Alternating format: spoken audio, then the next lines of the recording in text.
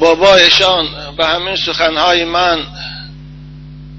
سخنهای مرا در بین خلق خوانده درباره که پسر مادر خود را لطوکوب میکند یک چند سخن میگفتید.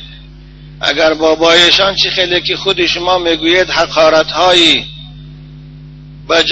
بجایی دارم، ما خفه نیستیم اگر تکرار شود.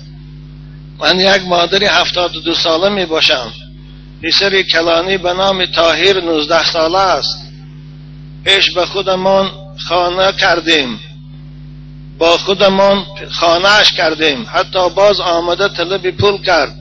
بعد برآمده رفتنش من با شاهد همسایم 10,000 پول برآورده به بو دادم. از بین 19 سال گذشت. یک روز با همراهی پسرانش آمده بچه دویمم را لطوکوب کرد. باز بعد چند روز آمده خودم را به شدت در شکمم زد، مرا زنوار حقارت کرد. گفت که فلقت میکشم. بابایشان من خواهش دارم که درباره همین خیل فرزندان ناخلف سخنهای پروردگار را گفته در دیسک‌ها ثبت کرده میشدند. همین جمعه انتظارم بابایشان. همین بچه به ایمان من طاهر نام دارد، از دهه جوی بادام. یا الله، من گمان میکردم که دهه جوی بادام خیلی دهه مردمی با ایمان و جوانای با اخلاص و زیرا هر باره که ما در محفل های اونها میرویم اینقدر اخلاص و اینقدر جمعیت زیادی جوانا رو دیده من مفتون اینها میشدم. خوب باز هم خفه نیستم، زیرا که در عرفیت میگوین جنگل از خوب و خرس خالی نیست. خوب من به این جوان که نامش طاهر بوده است از این منبر رسول اکرم خطاب میکنم. دادر عزیز،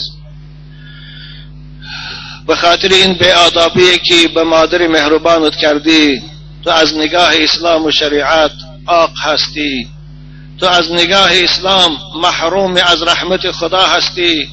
تو از نگاه اسلام گرفتار غضب سخت پروردگار خود هستی.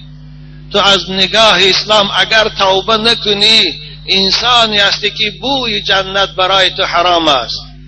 حتی تو انسانی هستی که تمام بشریت و ملائکه های الهی برای تو لعنت میفرستند. زیرا در روایات هم ما خواندیم من فضل زوجته علی امه فعلیه لعنت الله والملائکه والناس اجمعین. هر فرزندی که همسرش از مادرش بالا داند، به خاطر همسرش مادرش آزار دهد، بر این فرزند لعنت خدا باد، لعنت ملائکه ها باد، لعنت تمام جامعه بشری باد. برادر عزیز، این است مکافات مادری که تر 9 ماه در رحمش برداشت، نطفه پلیدی ترا، جنین ناخلف ترا در رحم نازک مادرانش تربیت کرد 9 ماه، که این 9 ماه برای او چون 9 سال گذشت. بیدارخوابی ها، کمخونی ها، وزنینی ها، مادری که برای به دنیا آوردن تو ناخلف طاهر با مرد دست گریبان شد، عذاب مرگ پسی سر کرد، تو ناخلف به دنیا سالم آورد. در وقتی به دنیا آمدنی تو در لبهاش تبسم پیدا بود، شکر خدا رو میکرد که فرزندی من سالم به دنیا آمد. مادری که برای خاطر تو شده ای طاهر 2 سال از پیستان نازک تو شیر داد، خودش درست نمونده تو رو خورانید، خودش تشنه مونده تو رو نوشادید، خودش خواب نکرد و تو رو خواب آدید، خودش خنک کرد و شبها در گهواره تو رو الله گفت ای طاهری ناخلف.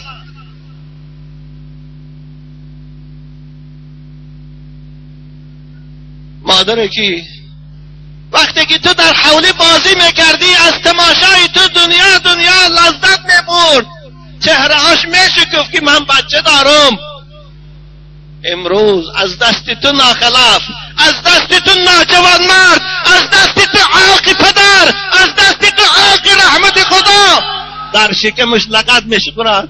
شکمی که تو رو برداشته بود، شکمی که تو رو 9 ماه بانی کرده بود با ضرب لغت تو، ای ناجوان مرد، حالا هم فرصت داری، حالا هم در نشده است. نزد مادر رو، نزد مادر رو، دستاش بوسه کن، پاهاش بوسه کن، در پیش پای او خود انداز، توبه کن. والله دل مادر دل مهربان است، دل رحیم است، تو را توبه قبول میکند، تو را گناه میگذرد. حالا فرصت داری، ای ناخلف، خدا تو را هدایت کند. من فرزند را میدانم که مادرش از خانه بیرون کرد در وقتی بیماریش. مادر در بیمارخانه وفات کرد و جنازش نرفت. امروز چی خاری و زاری به اثر میگذراند. تو این عذاب منتظر باش، تو این خاری را منتظر باش. ان همون فرزندانی که امروز در پشتتن والله تو را خار کرده، عذاب داده، تحقیر کرده میکشند. کما تدین و تدان، چی معامله کردی همان معامله را از فرزندت چشم دار. قرض است کرده های تو بر دوش روزگار، در هر زمان که وقت بیاید ادا کند. این لگتی خداوند پای تو را شل کند، خداوند پای تو را قاق کند، خداوند پای تو را کلته کند که در شکم مادر زدی. منتظر باش که لگت های فرزندت در شکم تو می بیاد. منتظر باش. من عمل صالحا فلنفسه و من اساء فعلیها ثم الى ربکم ترجعون. خدا بگد ای عاقی پدر، امروز اگر مادر و پدر راضی نکردی، اونها از تو ناریزه رفتن، پیش من می بیایی، انتقام این مادر پیره از تو خدای او میگیرد. تو دور نمیری. ثم الى ربکم ترجعون. طاهر حالا هم فرصت داری، همراه فرزندات رو پیش مادر سرت از زمین مون، آب دیده کن، گریه کن. والله امید دارم مادر مهربان است، مادر حلیم است، مادر غمخوار فرزند است. باز گناه تو رو میگذاشت، من باشم که نمیگذاشتم. اما مادر دل حلیم دارد، دل مهربان دارد، دل سوزنده دارد. وای باز تو رو میبخشد، باز تو رو عفو میکند، باز پیشانی تو رو سیله میکند. باز من باور دارم پیشانی ناخلفی تو رو بوسه میکند. راو حالا هم فرصت داری. طاهر دادر عزیز، حیفی جوان مردید، حیفی جوان مردید. رسول اکرم صلی الله علیه و سلم میگویند 3 گروه آدم هرگز جنت نمیدرد اگر به توبه از این عالم رفته باشد. یکی از اونها والعاق لوالدیه، فرزندی که عاق پدر و مادر شده باشد. یا الله، پیغمبر بزرگوار میگوید بکاء الوالدین من العقوق. آخر یک سخنی به آدابانه گویم، مادر اگر غمگین شود و آب دیدش ریزد، ما عاق میشویم. آی ناجوان مرد، تو بالغت دستی که می او میزنی، تو مگر عاق نشدی؟ مگر او اهل محلی جوی بادان تو رو چطور نگاه میکنن؟ پیش مردم درو توبه کن، پیش مردم درو پیش مادر تو توبه کن. این صدای من که همه جا میشنود، این صدای من با نام ناخلفی. تو طاهر نیستی، تو فاسدی، تو فاسقی، تو ظالمی، تو عاقی، همه جا میشنوند. لیکن باز رو توبه کن، همراه مادرت پیش من بیا، از این منبر من تو را مردم تو معرفی میکنم، توبه تو را آشکار میکنم.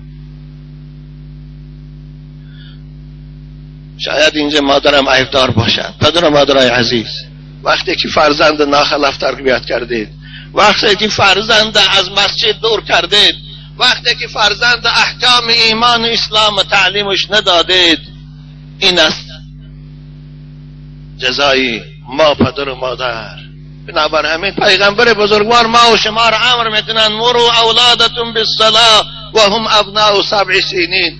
بچه هاتان از 7 سالگی نماز خوان کنه، از 7 سالگی مسجد بر کنه، از 7 سالگی نمازهای جمعه بره، تا اینکه این صحبت ها را شنوند، حکم اسلام درباره احترام و پدر و مادر شنوند.